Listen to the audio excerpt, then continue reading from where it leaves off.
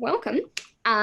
This is Focus's Woman Talk section of our magazine, so we are so excited to talk to you today. If you just want to both introduce yourselves, that would be amazing. Yeah, I'm Rickie. I'm the owner of Superette. Amazing. Hi, I'm Emma. I'm the owner of La Tribe. The first question that I have for you is about sustainability. So sustainability is like a big buzzword at the moment, as you guys are probably aware. Has that changed the fashion landscape for you guys in terms of like creating clothing, creating collaborations and things like that? Yeah, I mean, hey, look, I think it's obviously is such a big buzzword in our industry, and we're constantly, like evaluating what we're doing and, seeing where we can kind of make a difference in our processes along the way. We work with, I guess, like each of our sort of store managers and their teams so that they can kind of identify, like kind of little key factors and changes that they can do within their teams to kind of, lead us closer to a better sustainable journey. So yeah, it's something we're constantly working on. Traditionally speaking, the fashion industry doesn't have a great rep for it. But, even right down to, we've started in a lot of our sweatshirting and t-shirting and in-house brands. We're using, recycled cottons and, and organic cottons and things like that. So it's definitely a process. It's something that takes time and that we can constantly improve and be better on. Definitely. Cool. I guess from our point of view, we've looked at things like packaging, making sure that we can, reduce the amount of plastic we're using in terms of how we box our product. Even little things like on the shoe boxes, sometimes they have the plastic rings, the little finger rings. So we've tried to get the factory to switch to metal rings. Just like little things like that, I think go a long way when you're selling volume. With us, I guess it's supply and demand as well, just trying to make for the demand of the market rather than overproducing and then having inventory problems. But not only that, saturating the market and having to clear it. If we can control the way our volume numbers, then that helps as well because you're not overproducing, which I think is a big problem in the, retail space. I talk a lot about sustainable fashion, so it's always exciting to see businesses and brands just doing the best that they can, because it's not the easiest thing to do, and it's all of those little steps, add up to those big things. You can't just be sustainable overnight as much as we'd love to. Yeah, it's definitely a journey. I think too, from our point of view, making features on our products that are repairable too, so you can get a bit more longevity out of your shoes, like if the sole's repairable or the zips replaceable, things like that, just keep that longevity in the product as well, which also helps because you're not having to replace it over and over again. Yeah. Do you find that customers are gravitating towards the more sustainable things that you have on your websites and things, or is it still kind of making its way into the psyche of I think they're definitely, the customers just equally as savvy, so they are definitely, hunting it out and, really do appreciate it. If that process is explained, I think, in their journey. Yeah, I think they do appreciate, things that are organic or things that are recycled. And I think that needs to continue to happen for, those changes to be made, by the industry. We are getting more and more people, I guess, asking questions through social media and things like, where's your product made? Is it, like asking a lot more questions around how the product's produced and things, which is we're always so transparent. They're just researching more. Absolutely. It's so good to know that there's like New Zealand brands and New Zealand shops and things that are doing those sorts of things. New Zealand, I think, is pretty good in terms of making sure that there's lots of sustainable options and things like that. So it's always nice to be like, yay, New Zealand's killing it in the sustainability realm. Obviously, supporting local is more important now than ever with everything that's going on. Who are your favorite brands to support? Okay, well, obviously my favorite brand, Superette. I was actually I was looking back Rex, at how long I'd been shopping with you, and 19 years. Really? Wow, that's amazing. You open, so nearly the whole time, babe. I've been since the beginning. No, definitely. Obviously, Superette's one of my favorite places to shop, just because of Rickie's curated mix of brands, and I think introducing homewares and things like that, it's like a one-stop shop. So for me, I love supporting her in the apparel space, and have been for the past 19 years. But you know, like homewares and things like that, we buy a lot from Superette, and then, you know, supporting local in terms of food. You know, we support a lot of, try and get our coffees from Daily Bread. Over lockdown, I think I was going to turn into like a croissant at one stage, because we were just constantly buying, you know, ordering from them. So in the hospital, that industry's done it, you know, so hard. So I think it's really important that, you know, we were the same. We were ordering takeaways nearly every night, you know, once we could, just to show support, but also because it was so delicious. So and you miss it. You do miss it. I mean, I think that's like the number one thing. I mean, it was fantastic to go into a couple of stores today, but, you know, like we're just so missing, you know, like hanging out with friends at a restaurant or, you know, things like that. So I think they're going to be pretty busy when they open. How have you guys found lockdown in terms of your guys' communities? You've found that you've had lots of support. I mean, it's obviously been a really another challenging time, you know, like the longest lockdown that we've had, and, you know, just managing, I guess, through, you know, like having, you know, the store teams, you know, half of our stores were open and trading, you know, Christchurch and Welly, but then, you know, kind of just keeping Auckland stores busy and managing through click and collect. But, you know, the good thing is this time around we have done it before, so we had kind of known a little bit as to what we were doing. So yesterday came with great relief. And I mean, in terms of, I guess, you know, home and family, I think it has definitely been the most challenging lockdown. I think it's, you know, you go from a really great day to, oh gosh, I'm over this day. So and I think also because the weather didn't help, you know, it's been so shitty the whole time. But yesterday was a huge relief just to have, you know, our teams back working and operating, doors open, customers in store and things like that. So well, I had a baby in lockdown, so congrats. It's so exciting. Well, I reckon that was the world's fastest pregnancy, but probably not for you. So I navigated through that, but it was actually usually I'm, you know, at work right until when I go into labour. So lockdown kind of forced me to be at home and to just try and slow down a little bit, if that's possible with 3 kids. But as Rickie probably knows, that was a big challenge. But from a business point of view, I guess it was just making sure the team felt supported and safe within, you know, their jobs, and mental health, you know, was a big thing, I think, second time round, because it really was. Because the first time felt a bit novelty, I think, you know, you're like, gosh, I get to stay at home and wow, this is kind of different. But second time round, people, I think, you know, were feeling it a lot more, you know, around with just the uncertainty, and it dragged on a long time. So just trying to support. It's really important knowing, you know, just checking in with each individual, you know, within your team, and just, you know, because they all manage it differently, you know, and all handle it differently. You know, some love it, some hate it, you know, so it's just really important to keep on checking in with each person, you know. And I guess with Christmas coming, you guys are all under the pump, ready to go with the Christmas rush that everybody it sort of felt like Christmas in stores yesterday. I can imagine. There was a lot of eager people to be, you know, just touching and feeling products. So but we're in full Christmas mode, so it's exciting. I love this time of year. Same. I love that kind of Christmas vibe in the air, and it's cool to see that we're back up and open to trade. I guess, you know, that's a big thing for New Zealand retail, because it's where, you know, a lot of businesses make a lot of their revenue. You know? And I think, I mean, I don't know about you, Em, but, you know, like we really ramp up in stock holding, you know, at this time for all of our locations for this Christmas trade, and, you know, like having 11 or 12, I lost count, of weeks closed and just using kind of online as our only revenue of sales, you know, that starts to backpile, you know, so it's about managing that excess stock and, you know, housing it. And so that was a really big challenge.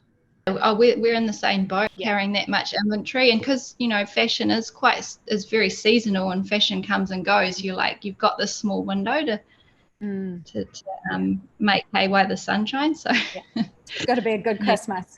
Next question. Who are your fashion icons or inspirations? Yeah, I mean, it's it's a question that I often get asked, but I don't really have like, certain people that I kind of go, oh, I want to be like that, or I want to, get driven by you. Or I think it's more, probably more about like fashion inspiration as a whole, like where we get it from and things like that, as opposed to being one single person. Mm-hmm. I mean, I think, like fashion industry is obviously very creative, and, like we're constantly drawing inspiration, obviously, whether it's, Instagram or you used to be traveling or magazines and things like that, and just getting inspired and kind of being, creative, I guess, each and every day. So yeah, I don't really have kind of specific people that I aspire to on a day-to-day basis. I usually get the odd girl crush on Instagram, with the Parisian woman flossing around with children looking perfect. Yes, yeah. And their white shirt and denim, the whole look. And then they go home to their curated homes with white. Yeah, that's immaculate. Yeah. So I think it's like little snippets of bits and bobs little on Instagram. Yeah, like there's not one person that I'm like, oh, what's she doing today? Like, totally look at it and go, gosh, that's far from reality. I fall in love with the idea of how these women operate their lives. And draw inspiration from interiors and maybe, like the ease of how they tend to put themselves together. Real? Hey? How did you just walk out and your hair's just like, flowing? But yeah, that's and obviously travel was a big way I found it. I got my inspiration from, and not being able to do that, I'm back reaching for books again. Yeah. Yeah, and I think also magazines, like good old fashioned magazines. I love it. You're sitting down having a flick. Stuff like that. I just seem to gravitate to more like books and and just the odd crush on Instagram. Especially during this time in lockdown when they have these beautiful curated photos and then you're sitting in your active wear on your couch. This is on a similar kind of vein, but what is your kind of go-to Failsafe outfit to put on that makes you feel amazing, especially like during these times? Yeah, I mean, I think myself, I kind of went through quite a few little stages and journeys throughout the whole thing. I think right at the start it was all like tracksuit mode and kind of having making sure new tracksuit and feeling like you still felt really good in that, whereas I kind of as weeks went on I was like, right, okay, I actually need to start to get dressed up and into kind of normal work clothes, I guess, so that I felt like I kind of was doing something more than just sitting at home. I mean, now we're back in the office on a very skeleton basis. So I am actually just wearing normal clothes, which does feel quite nice. I'm out of the tracksuit and the active. I'm honestly such a simple dresser. I usually reach for like a baggy white shirt. I couldn't wear jeans, so I had like black tights with little zips up the side. Yeah, things that that I've got like 100 shirts in my wardrobe. I just keep buying white shirts and then think, God, how many do I own now? Yeah, they're all so different though, aren't they? Yeah, they are. Puffy sleeves, different shirts, slightly different cuffs, different cut. Anything I can justify it. Yes. In terms of my shoes, I've actually gone into designing more slip-ons, like slip-on loafers and things like that you can kind of scuff around and then throw it at the back door type of thing. Yeah, so they kind of cross between inside outside. Inside outside, yeah. It's a slipper, but it's not. I was talking to the girls the other day, and there is kind of something in the air, I feel like, where people almost want to get dressed up again, like that kind of, I just want to put a sexy pair of heels on and go out and dance again or do something, that makes you feel a bit free.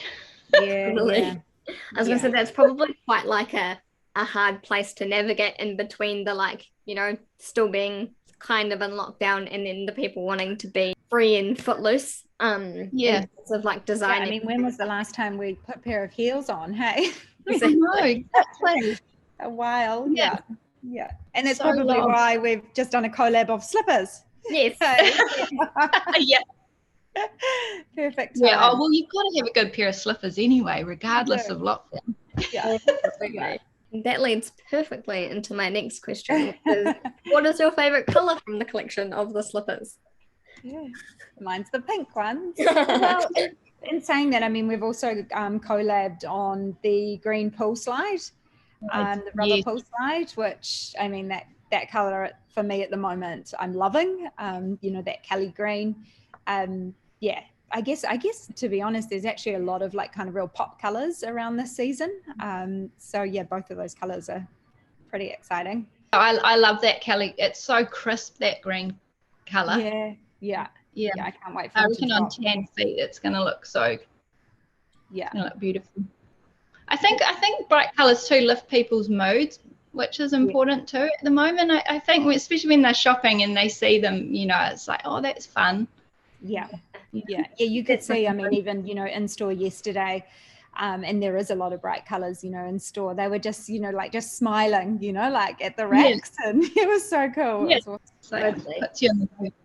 There's been so many like articles coming out recently as well about like dopamine dressing and how we're all kind of reaching for those bright colors to kind of lift the mood a little bit now that lockdowns are starting to be over and we're coming into summer and all of those sorts of things. So definitely bright colors are on a lot of people's horizons, and that makes it a lot more fun to get dressed with there's a bright color involved. So obviously you guys you've known each other for a long time.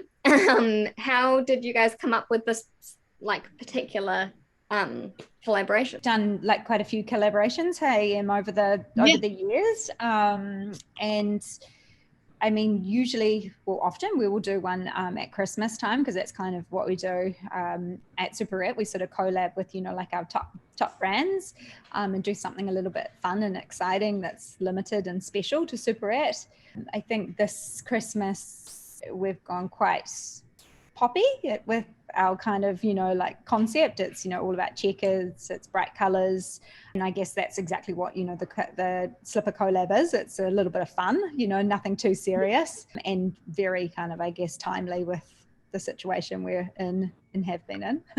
Well, I'm hoping like rubber pool slides, if you can't whip over to Aussie or whatever you want to do, what you'd normally do at traveling and stuff, you might be at a campsite, or like the pool slides are perfect accessory for that when you have to have a shower, or go to the beach or the lakes or wherever you're holidaying in New Zealand. So it was that thing over and over we heard is, oh man, I wish I had my pool slides, or I wish I had this, or I wish the whole camping or New Zealand holidaying.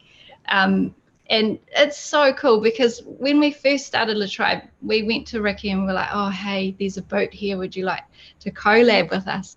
And she said, why don't you put a buckle on that? Just put a buckle. Look, and, we took the buckle off one boat and she put it on that boat. And she was like, look, that's perfect. Let's just collab that, And I was like, oh, my God, like, that's awesome. So, like, quite often we'll come and show her the range, and she looks at it, she's like, oh, why don't you just do that, and it's like so cool, because it gives us ideas, and and we're able to collab, and so it's like a really genuine collabing experience. And it's a fun journey as well, hey, I mean, we're kind of obviously creating something for our customer that's a little bit special, but along the way we're kind of like developing something outside the range that we want to. So totally. It makes it fun. Yeah, and we're so open to that, because it's nice when Rix has an input, because she's got so much experience and she knows her customer so well. So when she's like, hey, why don't you do this in Kelly green, we're like, okay, yeah, let's go. Yeah, that's random, but I mean, it does work so well, because obviously you guys are the pros at making shoes, and what is actually realistic in terms of making a shoe. Sometimes you're like, no, that can't happen. But tell me a little bit more about the Everybody Eats charity and how it came to be involved in this collab. Do you collab with charities regularly on your guys' collabs, or is it just a thing that's come about this year? Yeah, so I mean, Everybody Eats is obviously a Kiwi-based charity.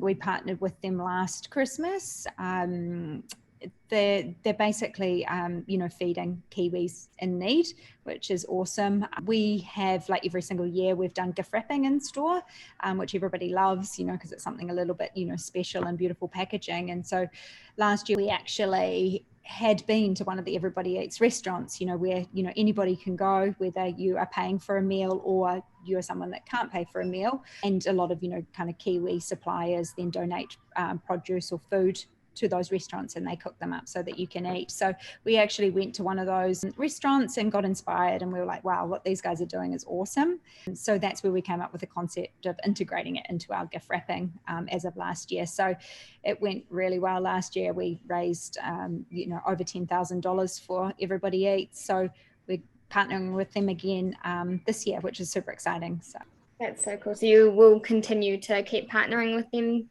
in the future? Yeah.